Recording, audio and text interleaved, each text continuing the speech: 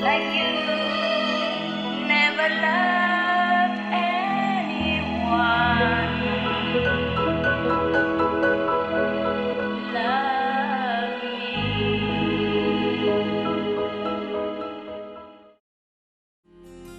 A journey through aesthetic realms, music and poetry is the gentle voice of the soul, filled with love and devotion in all circumstances of upheavals and suffering. Poetry and music, as well as love and spirituality, are the melodies from a heart of compassion, resonating earnest benevolence within the universe, between upliftment and submergence, between immensity and confinement, between ignorance and enlightenment. Poetry and music are forever the genuine voice of an open heart, bringing humanity beyond a realm of ambiguity to elevate longing souls and cultivate the noble spiritual values of human beings. We now invite you to immerse in the stream of sounds in a journey through aesthetic realms through the poems and music by Supreme Master Ching Hai and esteemed artists.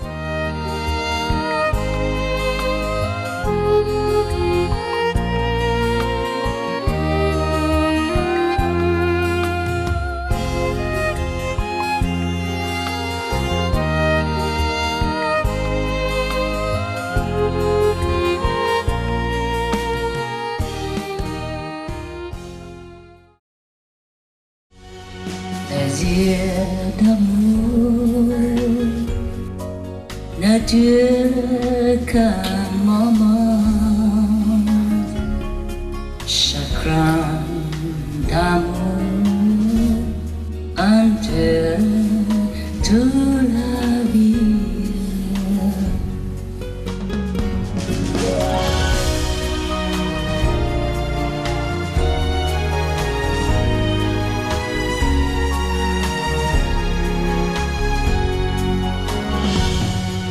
Joys of love are just a moment's long.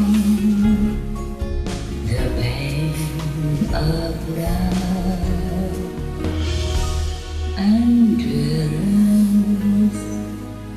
the whole life long. In this earthly life, love can bring both happiness and sorrow. Happiness is fleeting, while sorrow is endless. When love comes, the world seems to shine with faith and vibrancy. One's heart is like a flower blossoming. Laughter reverberates. But when love departs, the heart withers, being left with despair.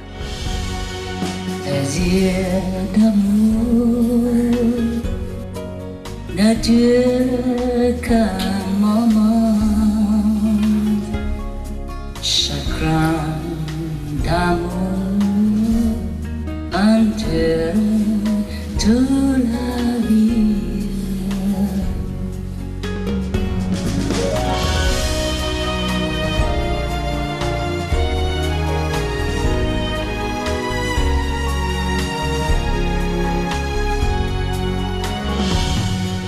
Joys of love are just a moment's long. The pain of love endures the whole life long.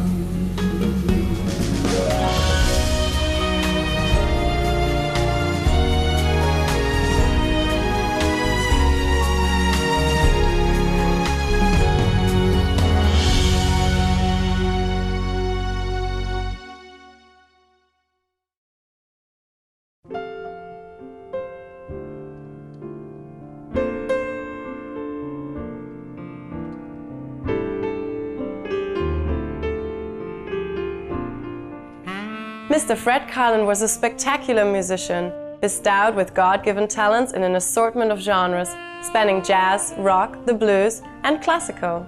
His eclectic compositions lift eager listeners into a realm of timeless contentment.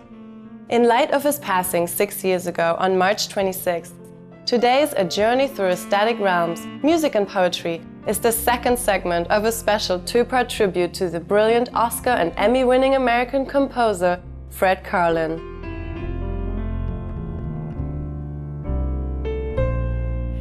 Frederick James Karlin was born on June 16, 1936 in Chicago, Illinois, the United States of America. In his teens, he began playing the trumpet and studying jazz compositions with the famed jazz composer and arranger Bill Russo. He entered Amherst College, where he studied with Professor Alvin Adler and wrote his String Quartet No. 2 as his honor thesis. After graduating with praise in 1956, he moved to New York City, where he worked as a composer and arranger for the Radio City Music Hall Orchestra. He also took part in jazz and pop recordings, as well as collaborated with a number of artists. These included band leaders Harry James, Chubby Jackson, and perhaps most notably the King of Swing, Benny Goodman. In 1967, he made his movie composition debut with Up the Down Staircase. Then, for the 1968 film Yours, Mine, and Ours, starring Hollywood greats Lucille Ball and Henry Fonda. Next, Fred Karlin's score of the 1969 film The Sterile Cuckoo earned him a Grammy nomination for Best Soundtrack Recording.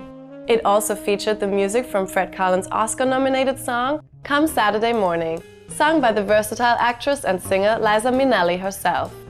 This song was later recorded by the folk rock band The Sandpipers and became one of their most loved songs. It reached number 17 on the US Billboard charts.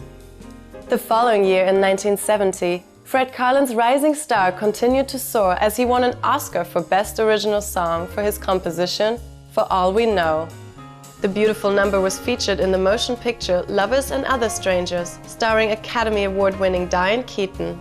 For All We Know was also recorded by the vastly famous Carpenters. It became outstandingly popular in 1971 and received a gold record.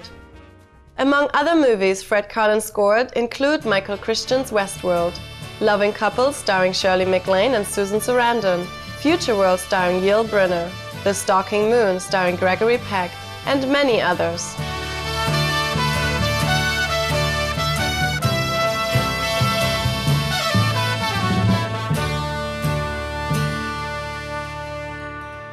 Another song entitled People Come, People Go, for which Fred Karlin composed the music, with lyrics by his beloved wife under the name Tilworth Kimry, was featured in the film The Baby Maker.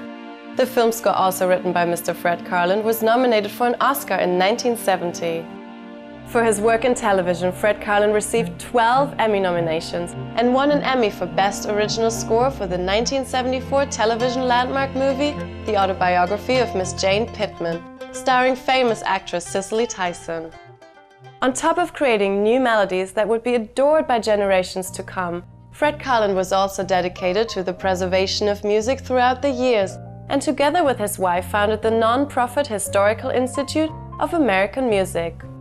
Meanwhile, Fred Karlin offered his cherished services in the Board of Governors of the Academy of Motion Picture Arts and Sciences from 1972 through 1975, as well as the Board of the Composers and Lyricists Guild.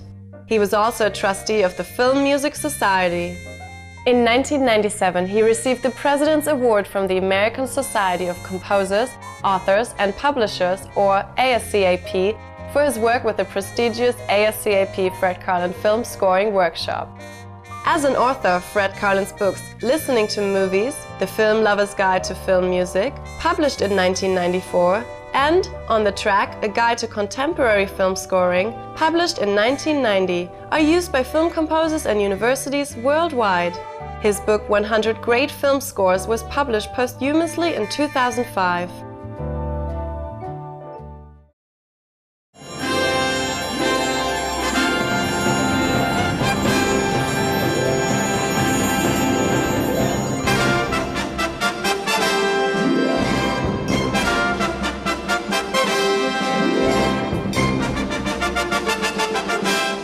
Among his endeavors, Mr. Karlin also set Supreme Master Ching Hai's poetry to music, creating an extraordinary symphonic portrait entitled The Peace Seeker.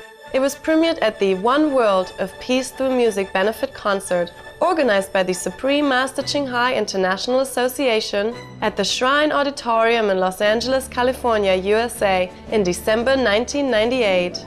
Prior to the concert, he was interviewed by Coast Radio 103.5 FM and KEZY Radio 95.9 FM. Mr. Karlin expressed his thoughts about the concert and his special composition in the following interview on November 15, 1998.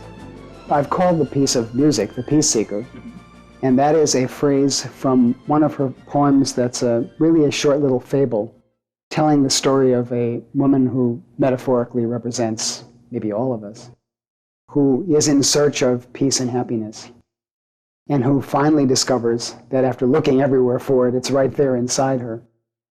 And just as she becomes content and blissful with the thought that she's found peace and happiness, she looks around her and finds that nobody else really is finding this, that there's still so many people suffering from not really finding themselves in their center and what it is that's really important to them. And so she begins to cry, and the tears become the stars to help light the way and remind everybody for eternity of the compassion that this wise person feels.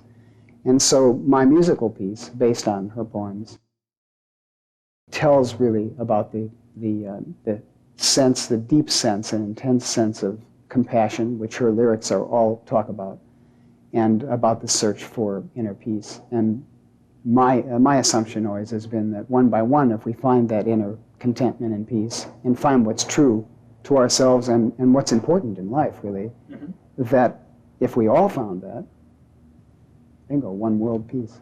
I see.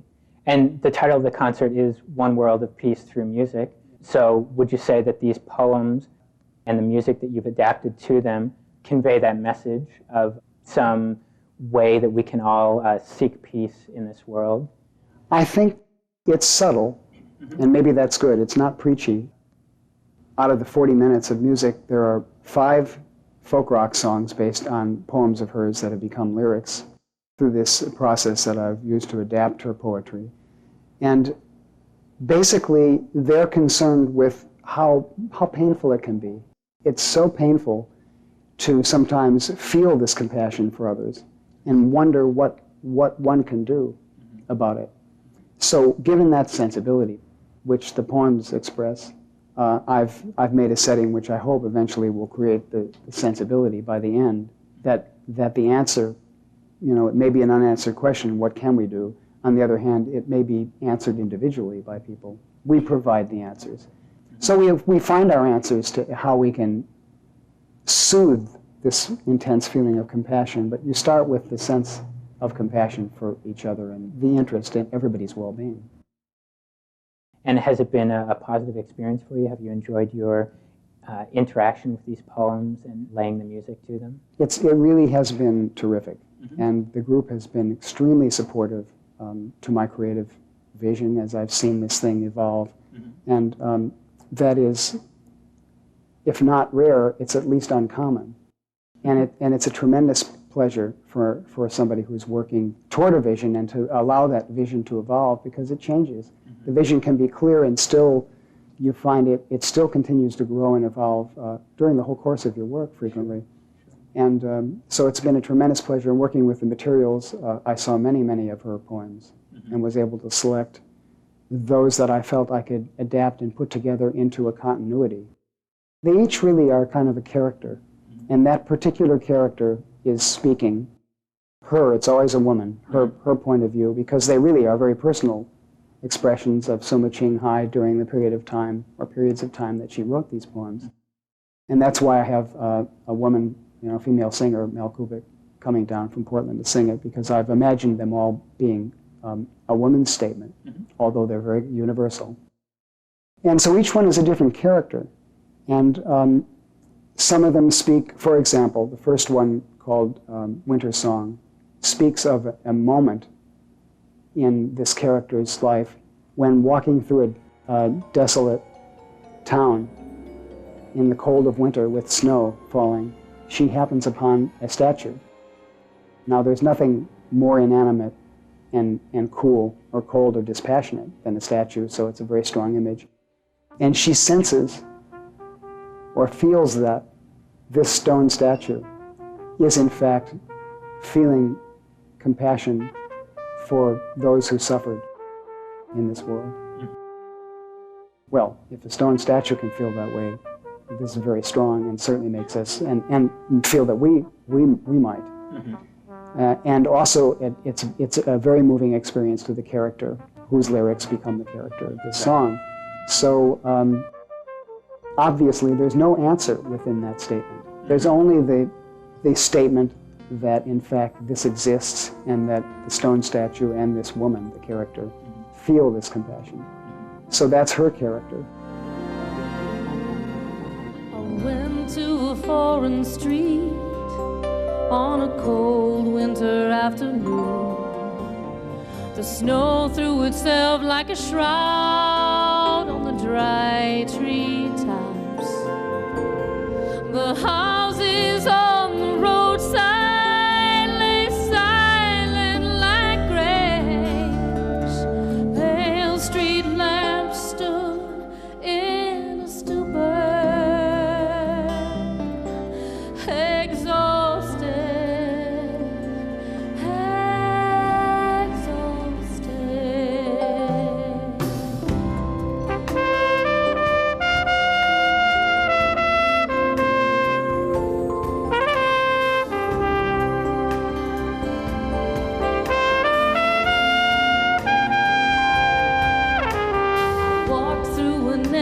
Park, the wind in my breaking heart. A cold stone statue proudly stood in the winter sea, as if feeling sorry for those who sought fame and fortune, as if feeling sorry for those who suffer.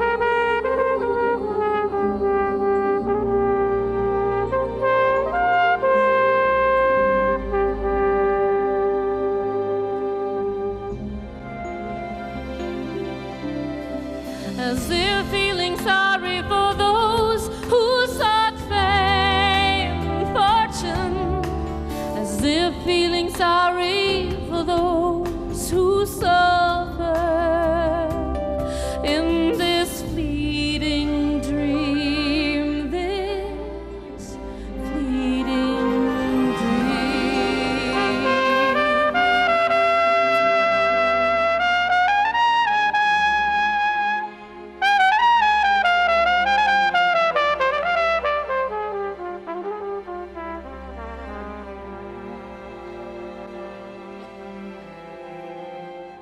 She sketches very specific characters in very specific moments. And those are nice poems and nice lyrics to work with, because they give you something tangible that still has a more universal or more of an expanded view of life. So it is universal, and you make your decision and you decide when, in fact, you've been reached enough so that you do something. And we don't all, nor should we necessarily, respond yes, yes, yes all the time. How could we? We'd be spread too thin. In every resource, time, emotion, you get spent emotionally. You can't suffer with this night and day emotionally. Nobody would be strong enough to keep going. So you have to take some kind of a philosophical viewpoint even about suffering of the worst kind to get through the day and the year. What can I do for the world? What can I do for my people?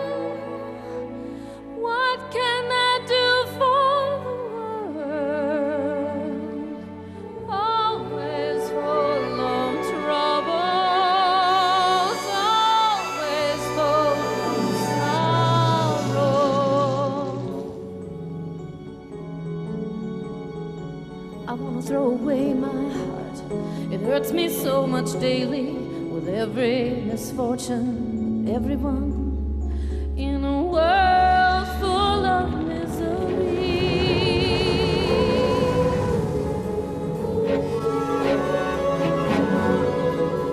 This expensive thing I possess that I can never sell nor throw away, this little heart of mine, so little and so fine, beats enormously in the world full of misery. I am going to the Wizard of Oz, let him take my heart away. Won't be hurt anymore with the world today. What can I do with my heart? What can I do with her? It hurts me every day. It hurts me every night. What can I do for the world? What can I do for my people? What can I do for the world? Always full of trouble, always full of sorrow. What can I do for the world? What can I do for my people? What can I do for the world? Always full of trouble, always full of sorrow.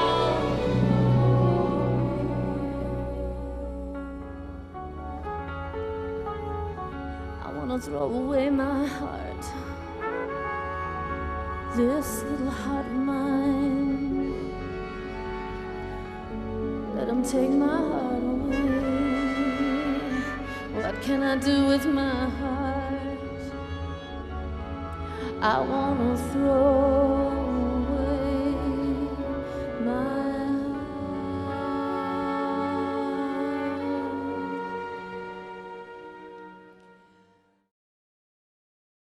Another one, and I'll mention this specifically because of the high contrast, it's set right in the middle of the piece, and it's called He Couldn't Buy.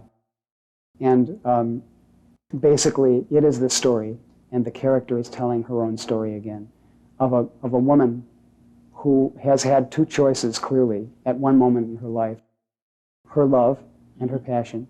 And I think this can be taken on a non-specific. It could have been a man, but maybe it could have been that she wanted to be a professional cellist. It could be any passion, and you could read it however you want, which good poetry always lets you do.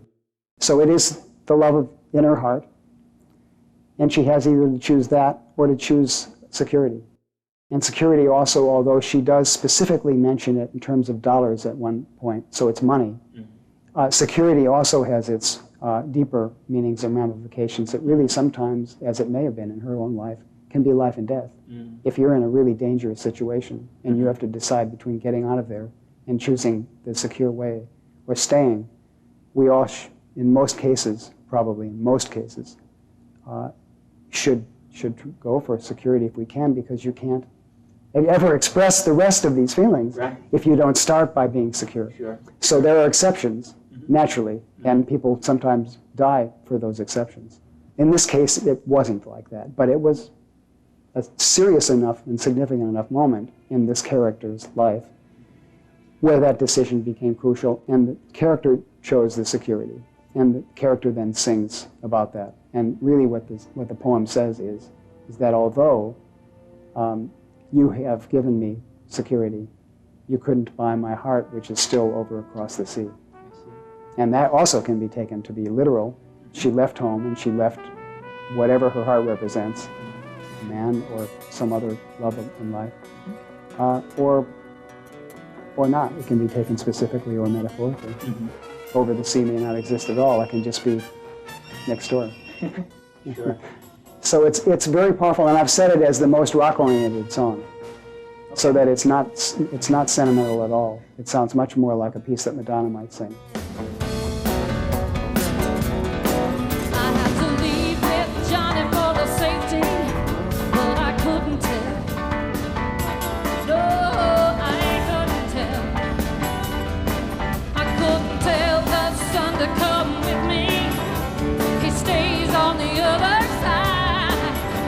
It stays on the other side of the sea. It stays on the other side of the sea.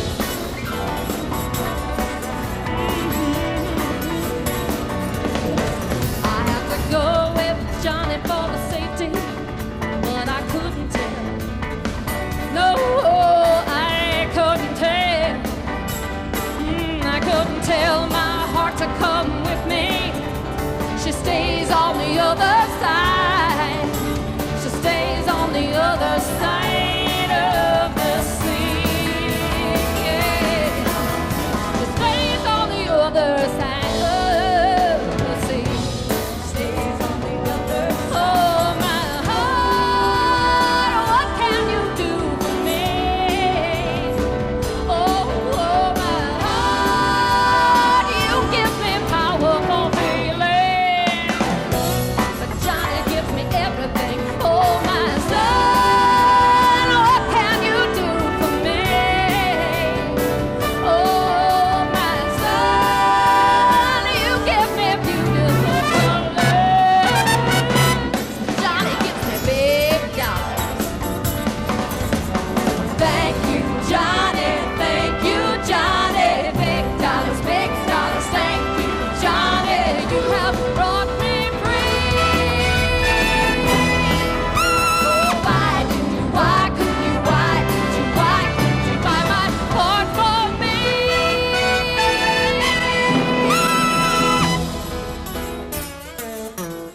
I believed with Johnny for security, but he couldn't take.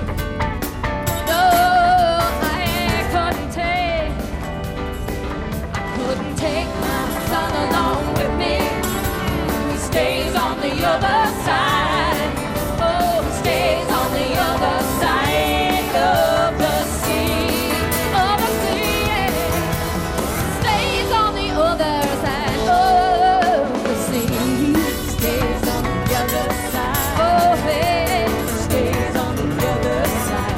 Johnny's brought me here with lots of money, but he couldn't.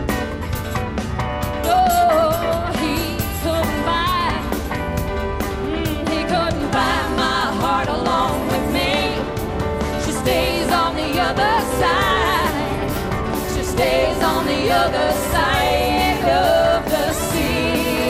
Oh, she stays on the other side of the sea.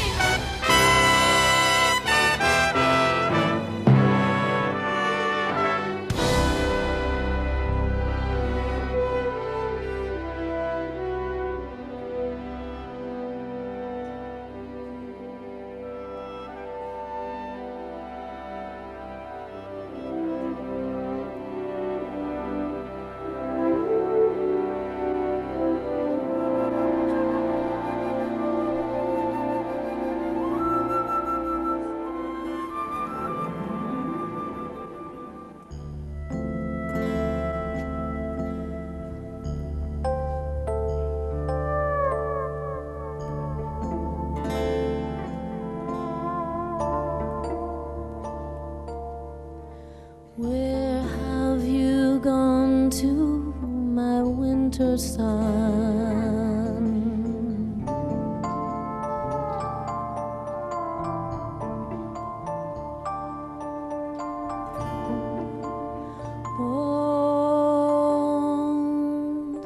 Won't you miss me?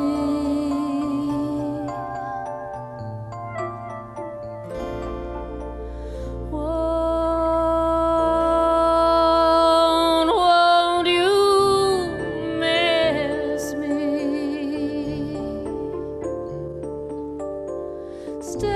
Staying on this side of the sea.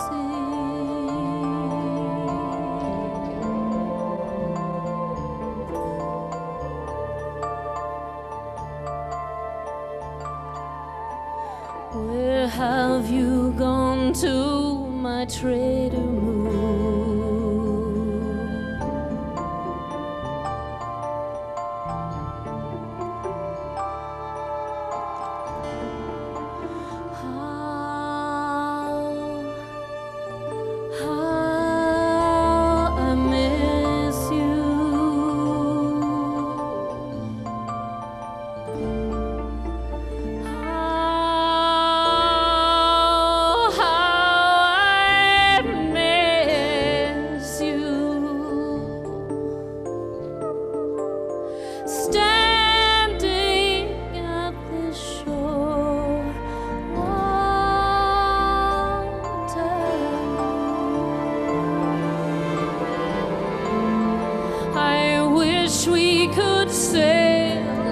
same destination.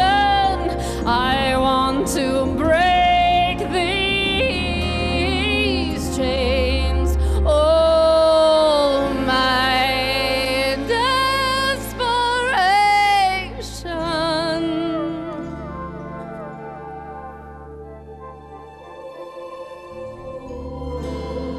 When will I see you, my everything?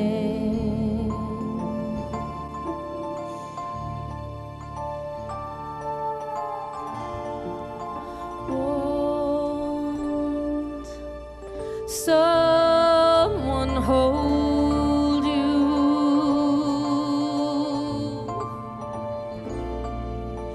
when you wake up crying?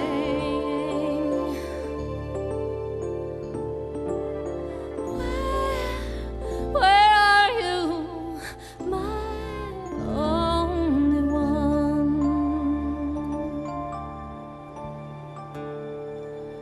Where are you now, my only one? Won't someone tell me if you will ever return?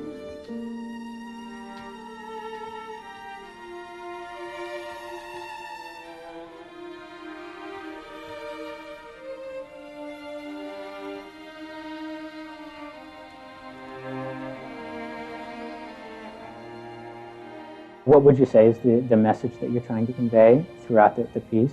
The message is to find your inner self and find your happiness and your peace through that. But it's, as I say, it's subtle. It's not preachy, and you draw your own conclusions to it, just as is so true with poetry and with her poems specifically. Mm-hmm. Okay. As I say, if there's a message to my piece, it's subtle, and especially insofar as the poetry is expressing the difficulty with dealing with the intense emotions of compassion and love of fellow mankind that we can have without knowing what to do about this. Mm-hmm. And so obviously any positive message that comes out of that, you bring a lot to it, because you've got to supply the answers. You're the listener.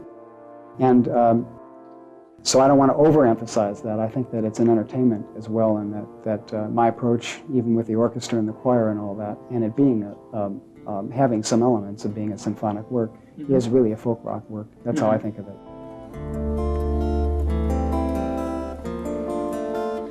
There were times tomorrow wouldn't arrive.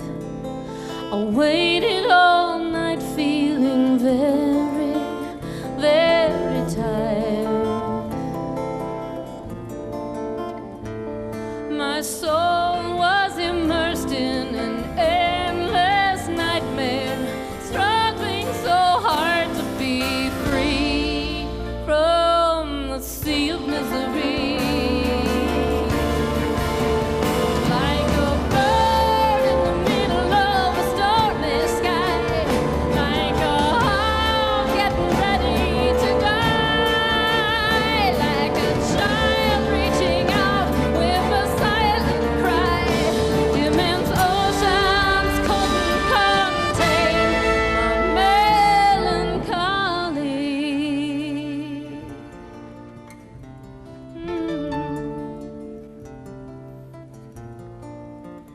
There were times the sun would not rise. I prayed in vain for the future to arrive. Like in a coma, I lay in the long darkness, praying for tomorrow to quickly come by. Like a bird in the middle of a stormy sky, like a hawk getting ready to die, like a child reaching out with an ugly cry. Immense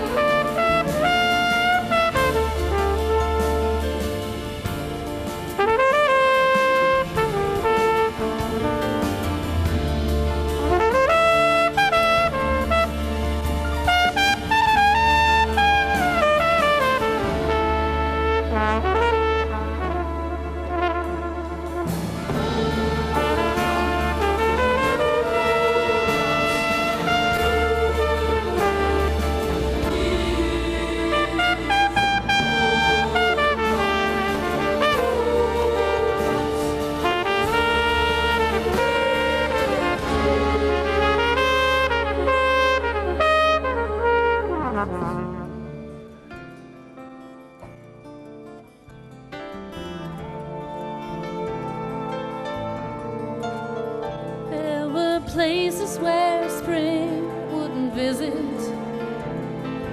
I waited hopelessly for cherry blossoms to bloom. White snow everywhere instead of sacred bells pealing to herald the new year. Only the cold winds whistling. Like a bird in the sun of a stormy sky. Like a hawk getting ready to die. Like a child reaching out with an unheard cry. Immense oceans couldn't contain my melancholy.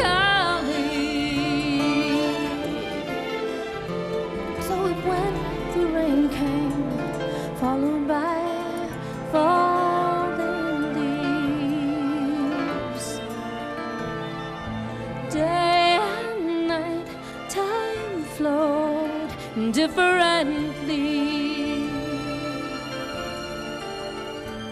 My heart still felt there was something incomplete. Perhaps it was a love I never discovered before. Like a bird in the middle of a stormy sky. Like a hawk getting ready to die. Like a child reaching out with an unheard cry. Immense oceans couldn't contain my melancholy.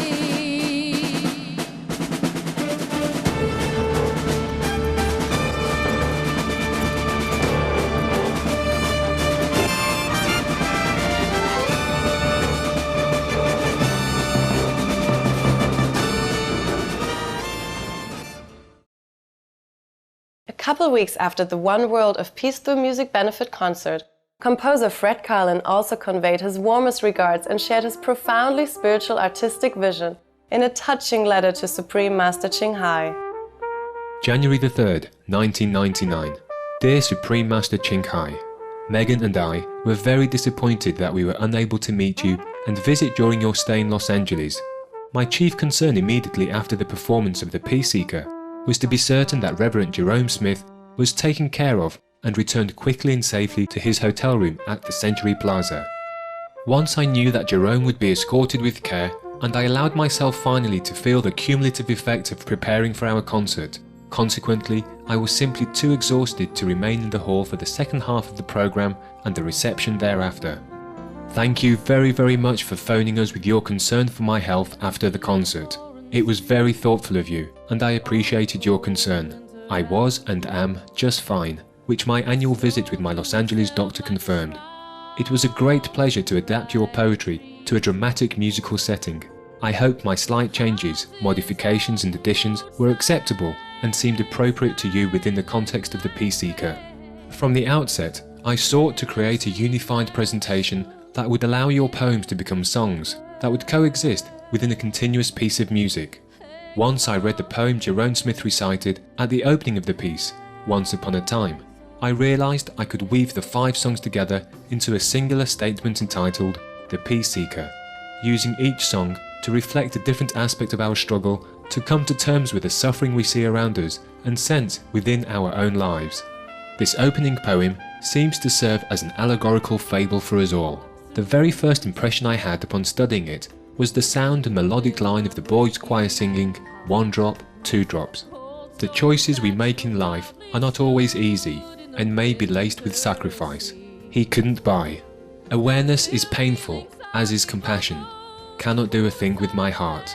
But compassion also can ease the pain and emphasize the similarities and connections between us.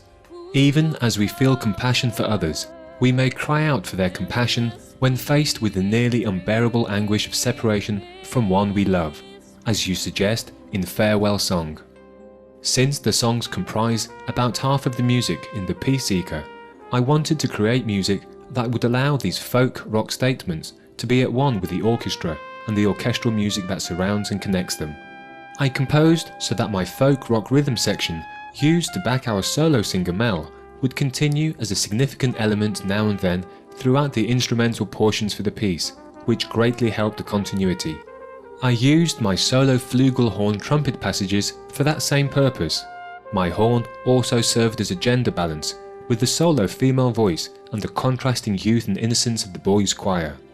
From the beginning, I realised that I could interweave actors performing short readings of portions of your poetry to further strengthen the continuity and heighten the meaning of the work as a whole. And, ultimately, your prayer, "May each one find his peace," became our final message. Not the formula for an easy solution, but rather the suggestion by implication that if we all seek and find our peace within us, in so doing, we will all contribute to the world's growth and evolution. It is not easy for a creator to explain such artistic and philosophical goals while a piece of dramatic music is still in his imagination, nor does it necessarily seem safe or wise for a listener to trust somewhat abstract descriptions of such a vision. I am pleased with the results, and if I have satisfied you as well, and at the same time given them all a reason to be proud of their own courage, then I am especially pleased and gratified. Megan and I extend our warm wishes to you for a joyous and happy new year, and give thanks for such a rewarding experience. Most sincerely yours, Fred Karlin.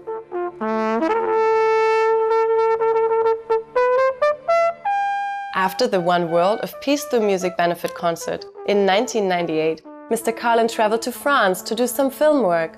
Subsequently, he returned to Hollywood, USA, to work on his film projects and graciously met with our association members at his Beverly Hills home. Following is an excerpt from our interview with Mr. Fred Karlin on September 19 in 2000. When I got the second notebook of poems, the poem that leaped out at me was a longer work called Silent Tears, because we're talking about her poetry and it's so wonderful, and also it had such a bearing on the concert and on my piece. Just to read a few lines from one of the poems within Silent Tears. This is the first thing you hear in my piece. You hear an actor come on stage and he says, "Once upon a time, a true peace lover wandered around the many worlds in search of eternal happiness. She walked over the face of the earth, the suns, the moons, and the clouds. At last she found that it was all the while hidden in her very heart." And I thought right away, oh, well, this is wonderful, because there's a major theme here. You know, what we're all looking for is right there inside us.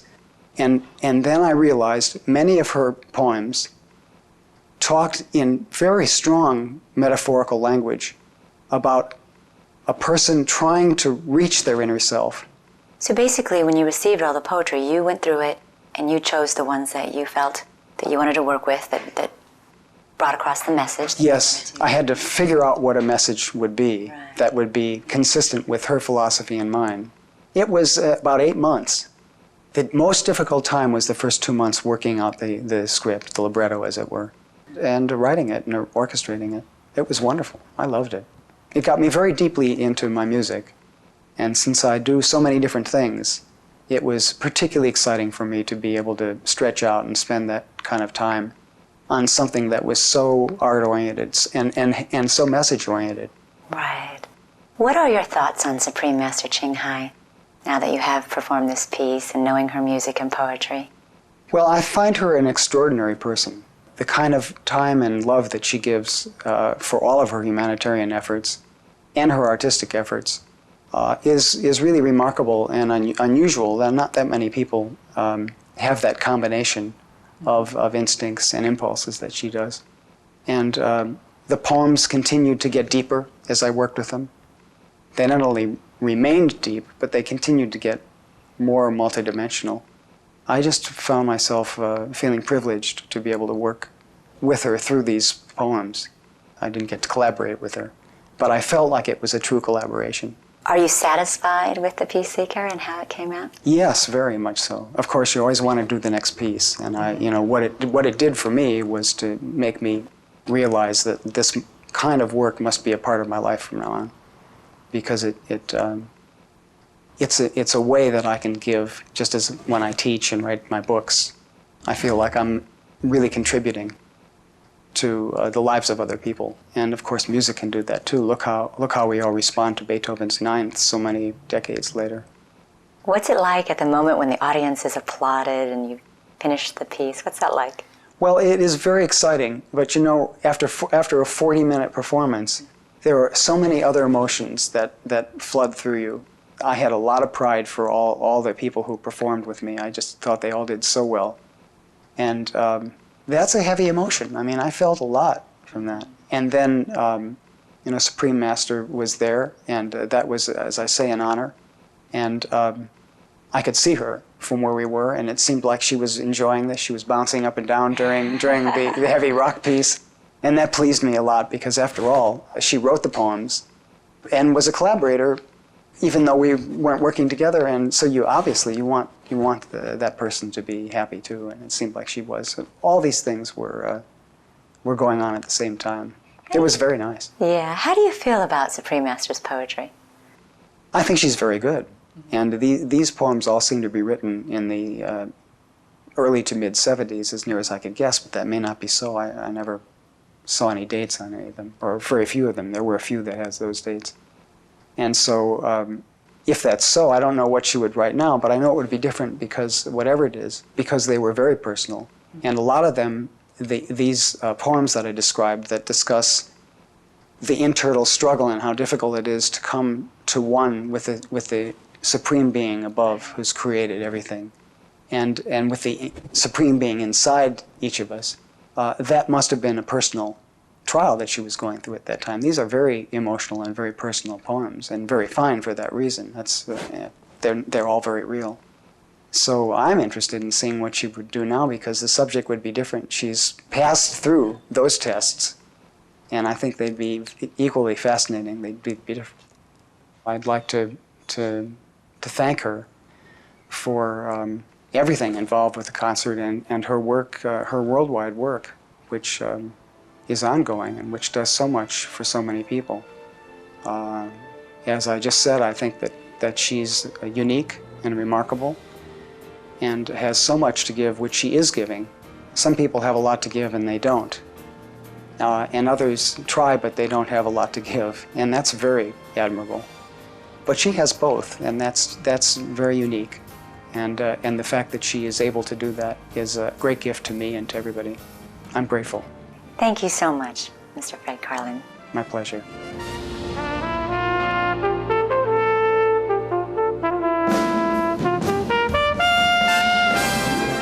In June 2006, the Peace Seeker was given the highest honor in recognition of its fine quality and superb presentation with the first place Silver Telly statuette for the entertainment category at the 27th Annual Telly Awards.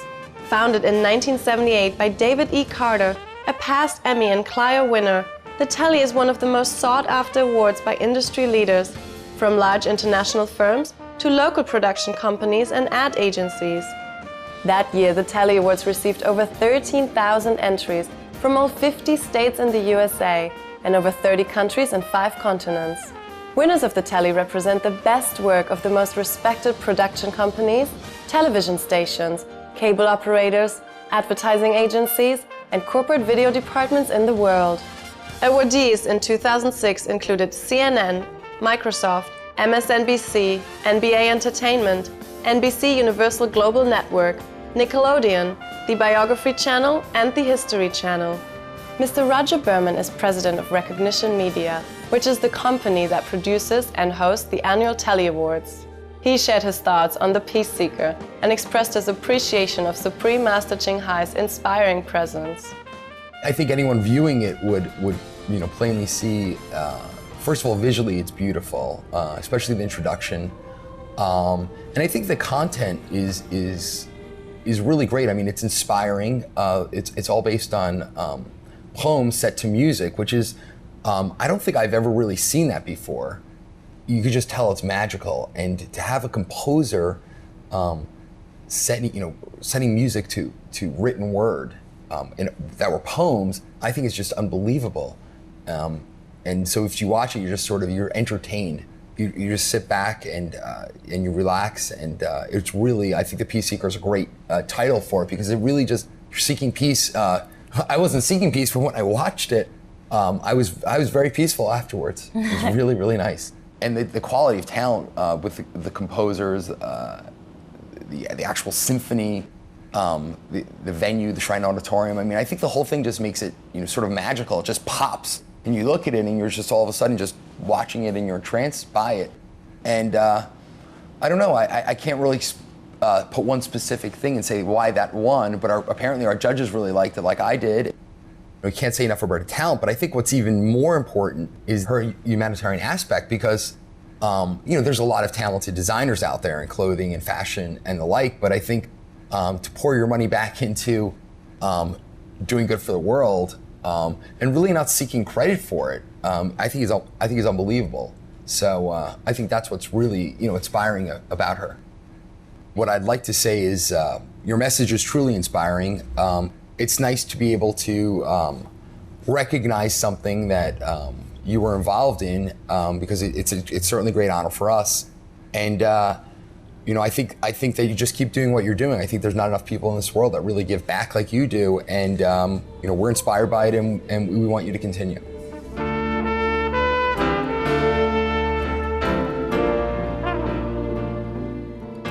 On today's program, you've enjoyed an excerpt of The Pleasure of Love, sung by Supreme Master Ching Hai during an international gathering with our association members in Hungary in 2005. This song was adapted from a poem by Jean de Florian, with music by Hector Berlioz. Next, we heard songs from The Peace Seeker, based on poetry written by Supreme Master Ching Hai, with music by Mr. Fred Karlin and vocals by Ms Mel Kubit. The poems were titled Winter Afternoon, composed by Supreme Master Ching Hai in Germany 1979. Cannot Do a Thing with My Heart, written in Germany 1978. He Couldn't Buy, composed by Supreme Master Ching Hai in Orlac or Vietnam in 1970 for a young woman about to leave her homeland. Farewell Song, written in Germany in 1978 in dedication to all the refugees in the world.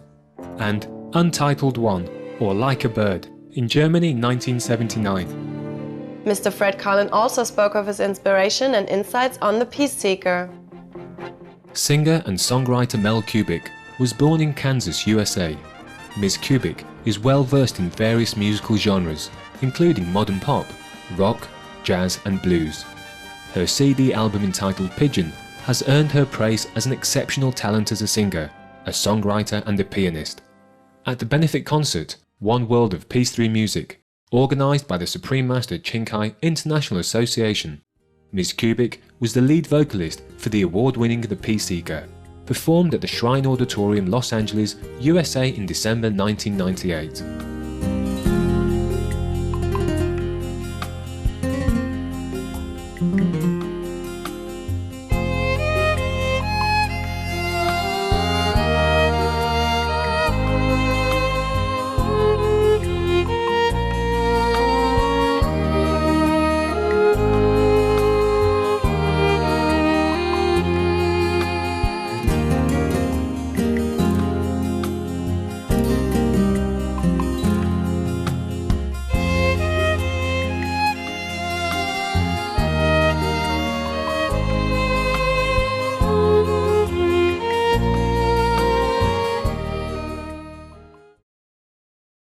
The rich legacy of Mr. Fred Karlin will live on for years to come, continuing to delight listeners for many generations.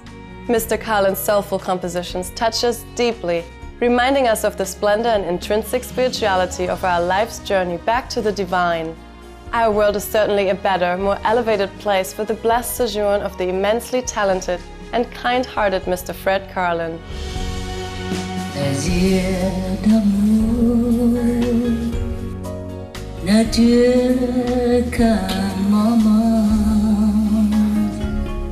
Chakram d'amour until to la vie.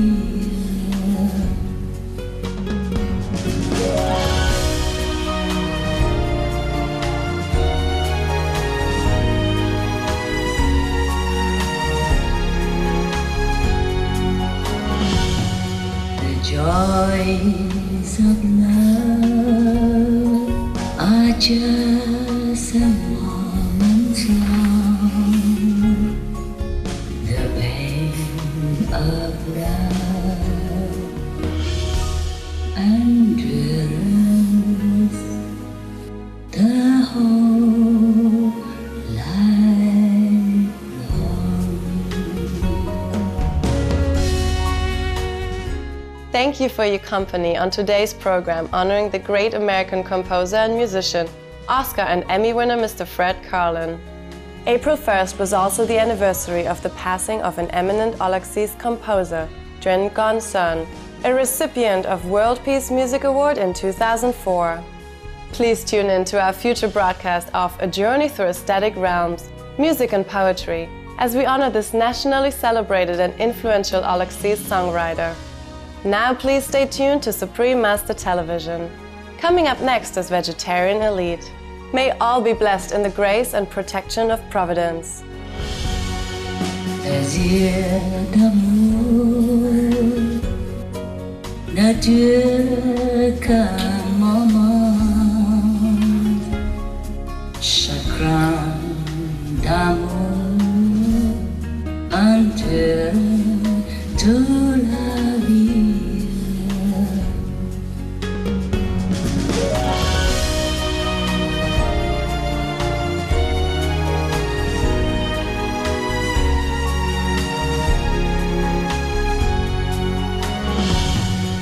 Joys of love are just a moment's long. The pain of love endures the whole life long.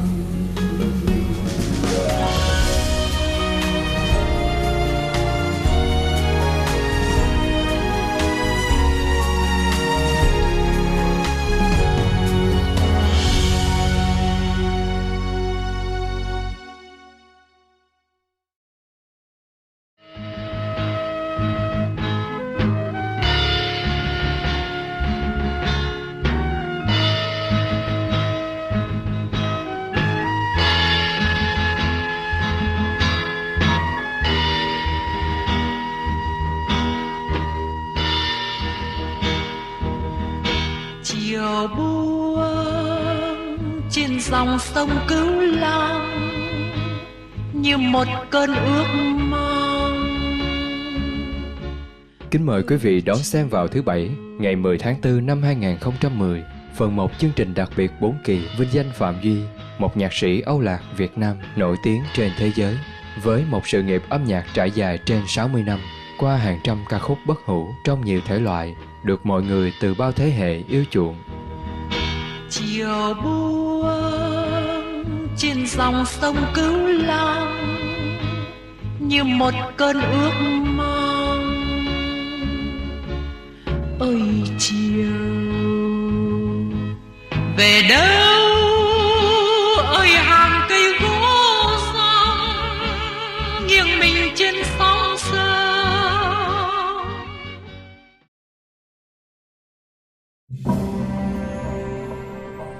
For more details, please visit www.suprememastertv.com/MP.